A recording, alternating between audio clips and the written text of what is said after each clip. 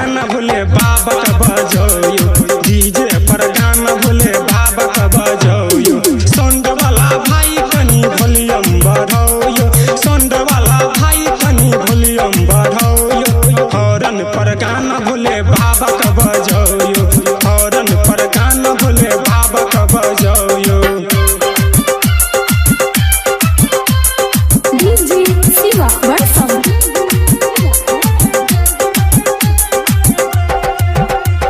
सावन महीना चढ़ने शरमाओ, भोला बाबा के भजन सब गाओ। सावन महीना चढ़ने शरमाओ, भोला बाबा के भजन सब गाओ।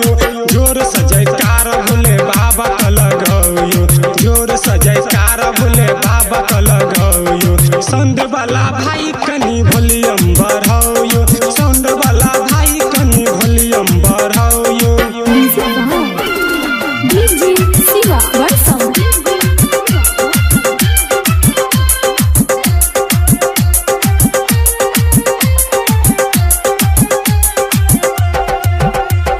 जिला भर गुंजे के वॉल्यूम बढ़ाओ, शिव के संग संग सब मिलके गाओ। जिला भर गुंजे के वॉल्यूम बढ़ाओ, पारनी के संग संग सब मिलके गाओ। डीजे वाला भाई कनी साउंड बढ़ाओ, डीजे वाला भाई कनी साउंड बढ़ाओ। डीजे पर गाना भोले बाबा का लगाओ, डीजे पर गाना भोले बाबा का लगाओ। डीजे शिवा वर्षम।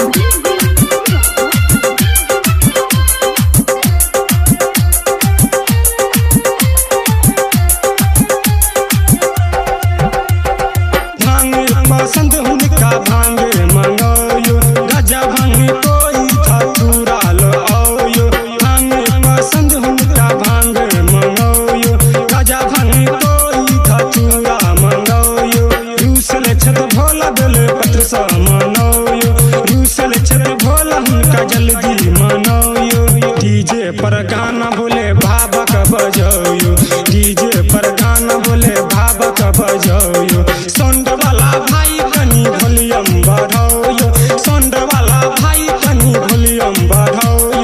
हॉर्न पर गाना भोले बाबा का बजाओ।